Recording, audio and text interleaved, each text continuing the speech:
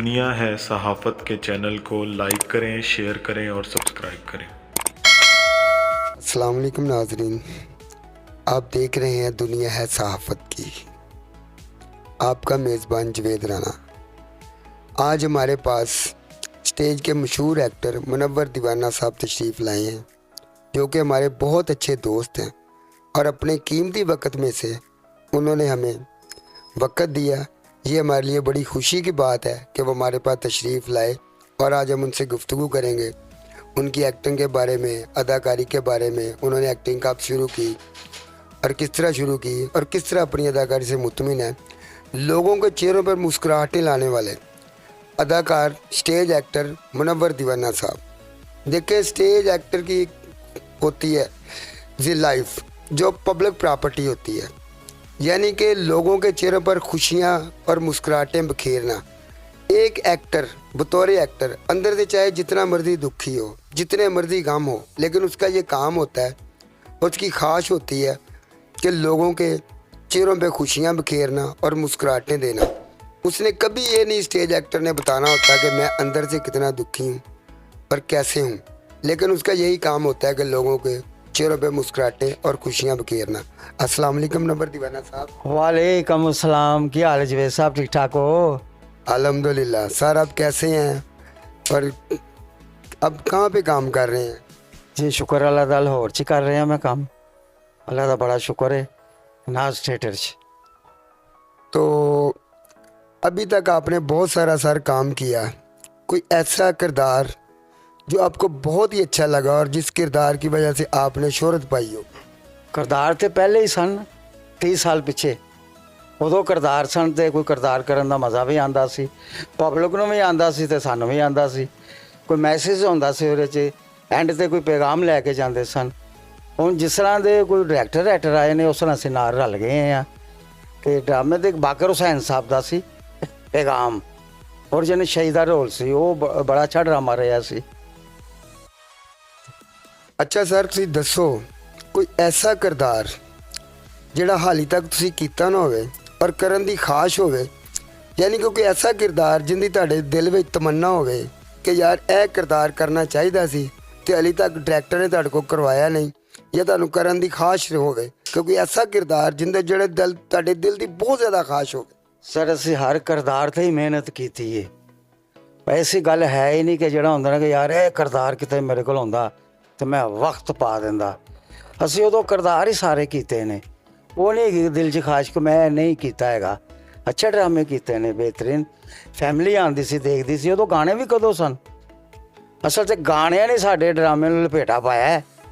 ते जिहड़े मेल फनकार ने ना, इन्हां औरतां दी वजह तो ही वो प्रोड्यूसर जिहड़ा ना अवाइड करता है मेल नूं, फीमेल नूं ही अगे कर रहे हो बस। तो फिर कह रहे जी मैंने तो औरतां दी कमाई आ रही है, मुंडिया दे ना भी होण ते खैर है।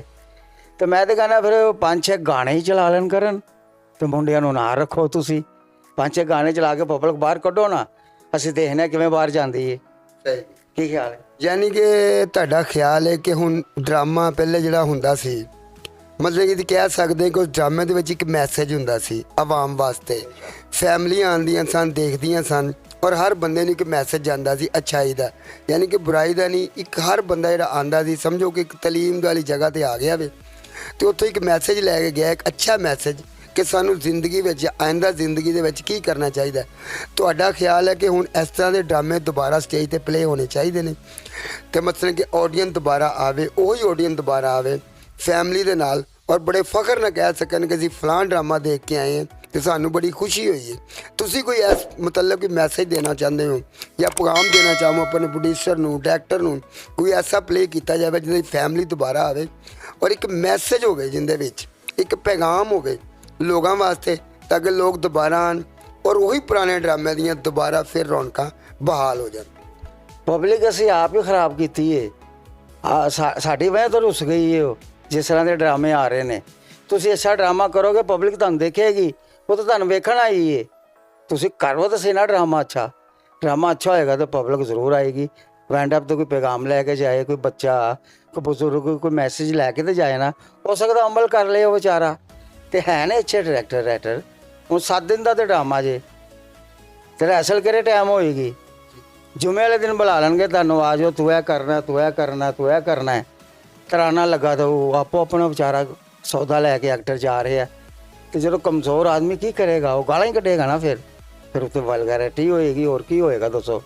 ਜੋ ਇਹ ਸਭ ਤੁਸੀਂ ਯਾਨੀ ਕਿ ਤੁਹਾਡਾ ਕਹਿਣ ਦਾ ਮਕਸਦ ਹੈ ਵੇ ਕਿ ਰਾਈਟਰ ਤੇ ਇੱਕ ਅੱਛਾ ਡਰਾਮਾ ਲਿਖਣਾ ਚਾਹੁੰਦਾ ਵੇ, ਲੇਕਿਨ ਜਿਹੜਾ ਪ੍ਰੋਡਿਊਸਰ ਹੁੰਦਾ ਹੈ, ਪੈਸੇ ਖਰਚ ਕਰਨ ਵਾਲਾ ਆਦਮੀ, ਉਹਦੀ ਖਾਸ਼ ਹੁੰਦੀ ਕਿ ਡਰਾਮਾ ਜਿਹੜਾ ਕਮਰਸ਼ੀਅਲ ਜੀ ਬੁਨਿਆਦਾਂ 'ਤੇ ਲਿਖਿਆ ਜਾਵੇ।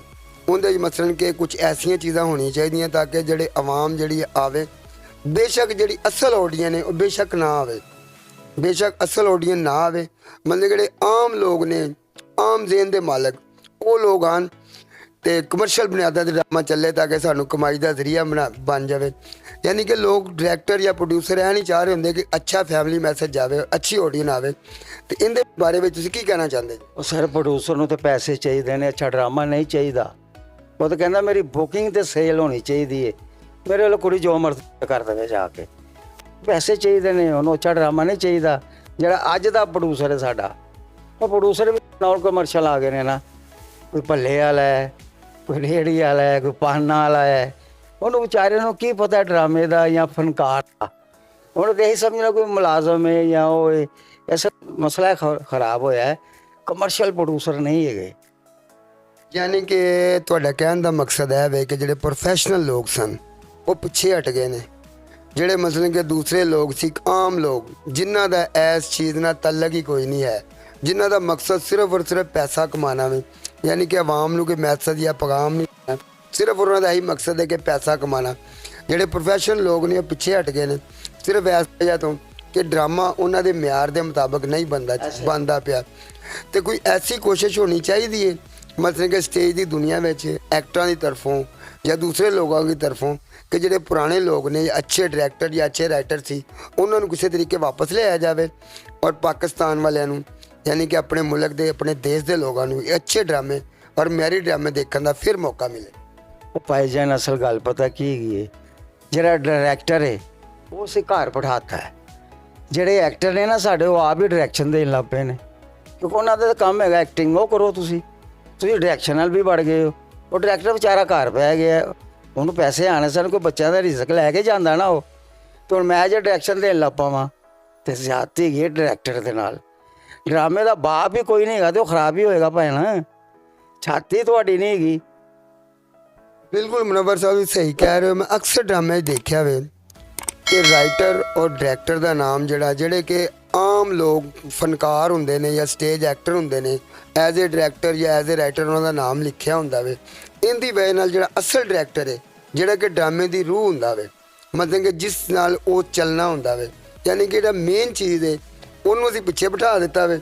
ਜਿਹੜਾ 2-4 ਦਿਨ ਕੰਮ ਕਰ ਲੈਂਦਾ ਵੇ ਉਹ ਬਾਅਦ 'ਚ ਡਾਇਰੈਕਟਰ ਬਣ ਜਾਂਦਾ ਜਾਂ ਐਕਟਰ ਬਣ ਜਾਂਦਾ ਵੇ, ਜਿਹਦਾ ਨਾਮ ਵਿਕ ਜਾਂਦਾ ਜਾਂ ਸਟੇਜ 'ਤੇ ਥੋੜ੍ਹਾ ਵਾਇਰਲ ਹੋ ਜਾਂਦਾ ਵੇ, ਉਹ ਬਾਅਦ 'ਚ ਖੁਦ ਹੀ ਐਕਟਰ, ਖੁਦ ਹੀ ਡਾਇਰੈਕਟਰ ਔਰ ਖੁਦ ਹੀ ਰਾਈਟਰ ਬਣ ਜਾਂਦਾ ਵੇ।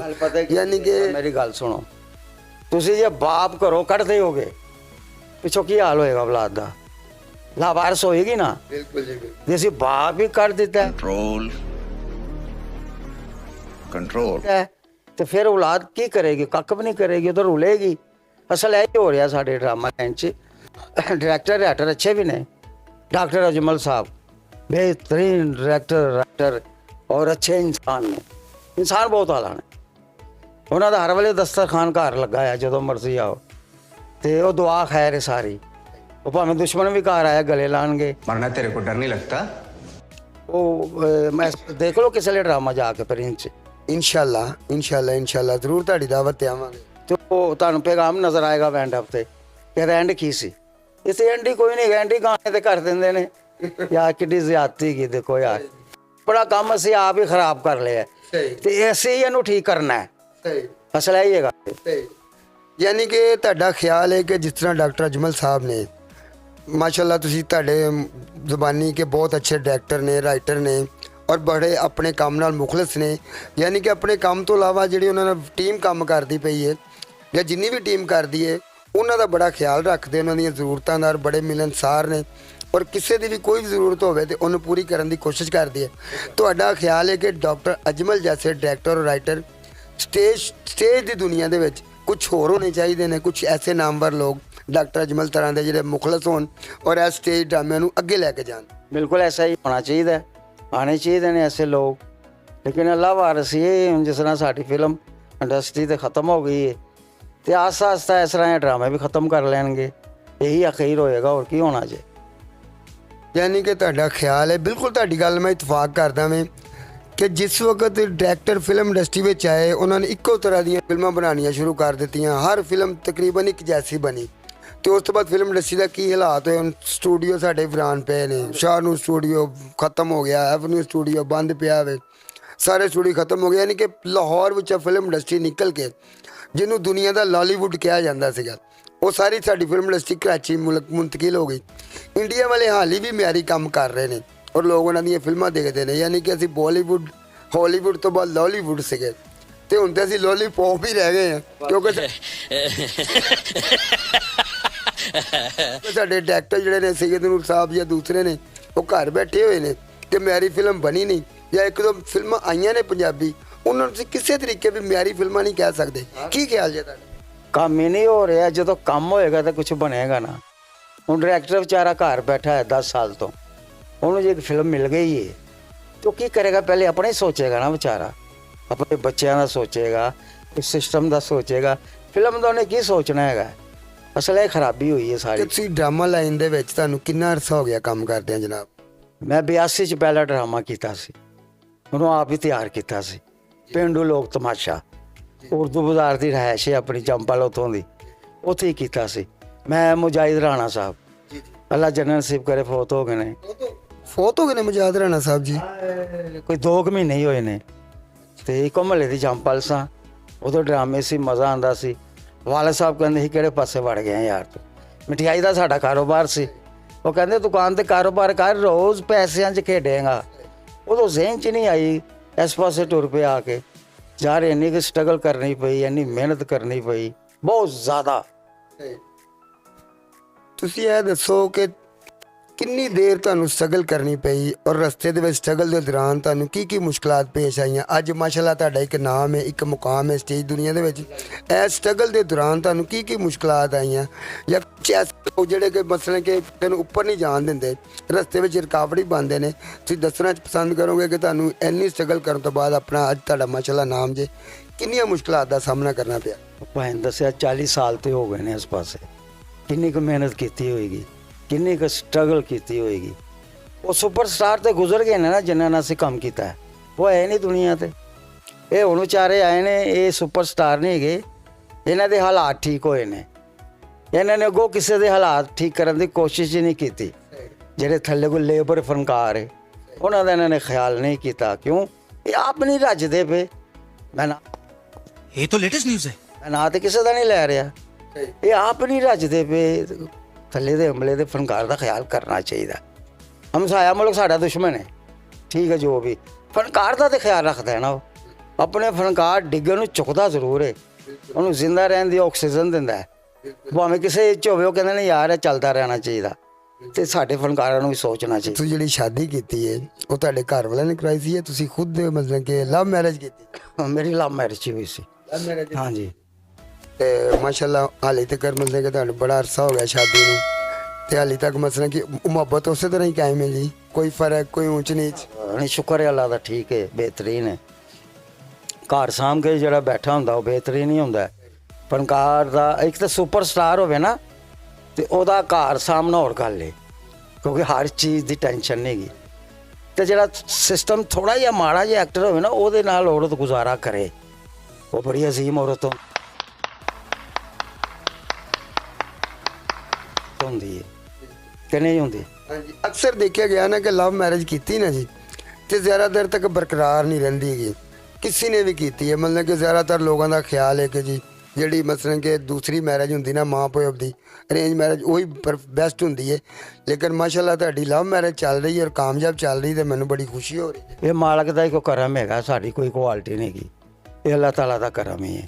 ਨਾਲ ਹੀ ਤੁਹਾਡੇ ਕੋਲ ਨਾਜ਼ਰੀਨ ਇਜਾਜ਼ਤ ਚਾਹੁੰਦੇ ਹਾਂ। ਤੁਸੀਂ ਮੁਨੱਵਰ ਦੀਵਾਨਾ ਸਾਹਿਬ ਦੀਆਂ ਗੱਲਾਂ ਸੁਣੀਆਂ, ਇਹਨਾਂ ਨੇ ਆਪਣਾ ਵਿੱਚ ਦੁੱਖ ਔਰ ਸੁੱਖ ਬਿਆਨ ਕੀਤਾ, ਔਰ ਦੱਸਿਆ ਕਿ ਇਸ ਟਾਈਮ ਸਟੇਜ ਦੇ ਵਿੱਚ ਕੀ ਕੀ ਖਰਾਬੀਆਂ ਨੇ ਔਰ ਕੀ ਹੋਣਾ ਚਾਹੀਦਾ ਵੇ ਸਟੇਜ ਦੀ ਦੁਨੀਆ ਦੇ ਵਿੱਚ। ਔਰ ਕਿੰਨਾ ਲੋਕਾਂ ਨੂੰ ਅੱਗੇ ਆਉਣਾ ਚਾਹੀਦਾ ਨਾ। ਕਹਿਣਾ ਮੈਂ ਕਿ ਪ੍ਰੋਫੈਸ਼ਨਲ ਲੋਕ ਪਿੱਛੇ ਚਲੇ ਗਏ। ਜਿਹੜੇ ਆਮ ਲੋਕ ਸਨ ਜਿਨ੍ਹਾਂ ਨੂੰ ਸਟੇਜ ਦਾ ਜਾਂ ਐਕਟਿੰਗ ਦਾ ਪਤਾ ਹੀ ਨਹੀਂ, ਜਾਂ ਪ੍ਰੋਡਿਊਸਰ ਡਾਇਰੈਕਟਰ ਕੌਣ ਹੁੰਦਾ ਇਹਨਾਂ ਚੀਜ਼ਾਂ ਦਾ ਪਤਾ ਹੀ ਨਹੀਂ, ਉਹ ਲੋਕ ਅੱਗੇ ਆ ਗਏ ਨੇ। ਲਿਹਾਜ਼ਾ ਜਿਹੜੇ ਅਸਲ ਲੋਕ ਸਨ ਉਹ ਪਿੱਛੇ ਚਲੇ ਗਏ। ਡਰਾਮਿਆਂ ਵਿੱਚ ਜਿਹੜਾ ਪਹਿਲੇ ਮੈਸੇਜ ਜਾਂਦਾ ਸੀਗਾ ਉਹ ਮੈਸੇਜ ਵੀ ਨਹੀਂ ਆ ਰਿਹਾ। ਅੱਜ ਕੱਲ੍ਹ ਮਤਲਬ ਕਿ ਜ਼ੂਮ ਐਨੀ ਜੁਮਲੇ ਜ਼ਿਆਦਾ ਨੇ, ਮੈਸੇਜ ਘੱਟ ਵੇ। ਇਹ ਇਹਨਾਂ ਦਾ ਕਹਿਣਾ ਵੇ ਕਿ ਫੈਮਲੀਆਂ ਇਸ ਲਈ ਸਟੇਜ ਡਰਾਮੇ 'ਤੇ ਨਹੀਂ ਆਉਂਦੀਆਂ। ਇਹਦੇ ਨਾਲ ही अपनी इस वीडियो का इख्तिताम करते हैं। कैमरामैन जोजो के साथ आपका मेज़बान जवेद राना। अल्लाह हाफिज़।